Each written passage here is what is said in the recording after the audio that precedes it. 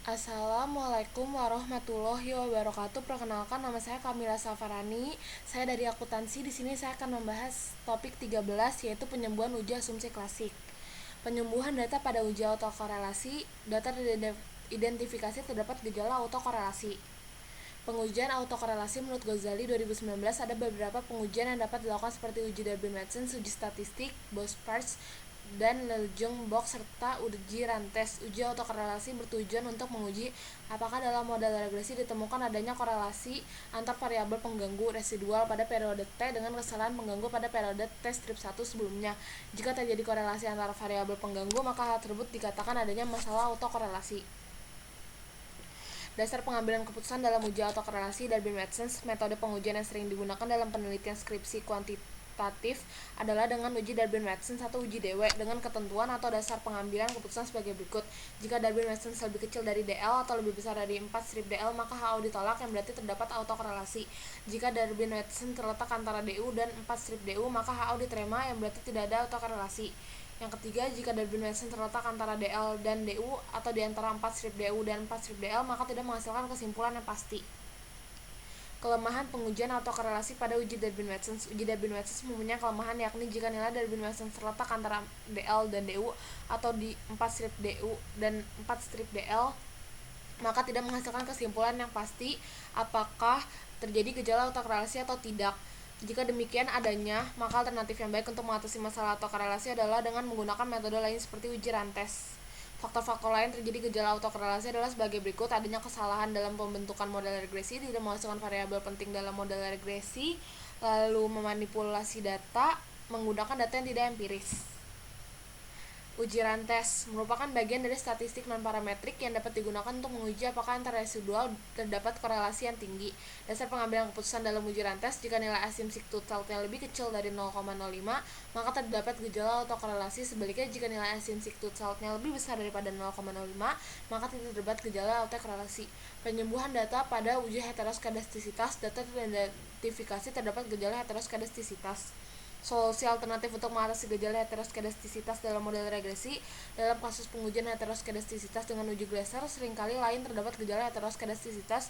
Berikut ini cara yang perlu dilakukan agar model regresi terbebas dari gejala heteroskedastisitas. Yang pertama, melakukan alternatif pengujian lain untuk mendeteksi ada atau tidaknya gejala heteroskedastisitas. Lalu yang kedua, melakukan transformasi data penelitian ln log 10 lag. Yang ketiga, melakukan outlier terhadap data yang ekstrim, atau jika diperlukan maka kita boleh menambahkan sampel baru supaya sebaran data menjadi lebih bervariasi atau beragam. Lalu sekarang kita buka SPSS-nya. Di sini udah ada ya data-datanya, saya sudah masukkan. Lalu kita bisa memulai pengujiannya itu dengan cara analyze, lalu kita klik regression, lalu yang kita klik itu adalah linear. Untuk variabel Y kita masukin ke dalam dependent. Y kita masukin kepada dependent, X1 dan X2 independent.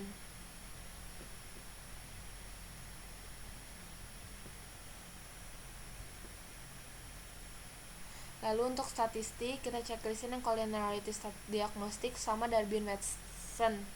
Lalu kita klik continue. Lalu untuk residualsnya udah tadi. Untuk yang safe unstandardized-nya kita checklist. Lalu kita klik continue, lalu kita klik OK. Yang kita buka di sini adalah output model summary.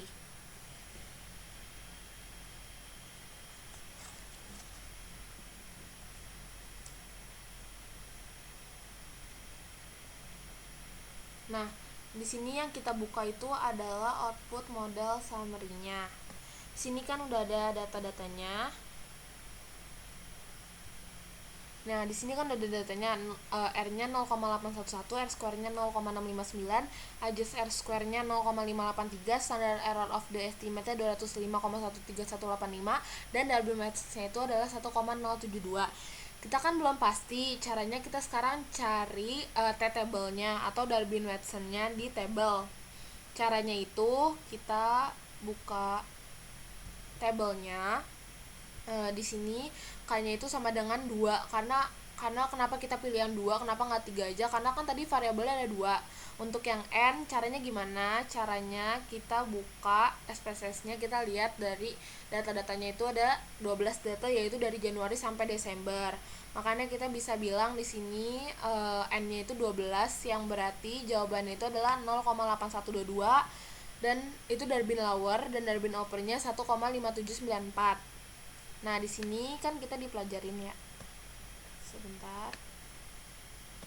Nah, di sini jawabannya berarti itu adalah jika Darwin-Watson antara DL dan DU atau di antara 4 strip DU dan 4 strip DL, maka tidak menghasilkan kesimpulan yang pasti.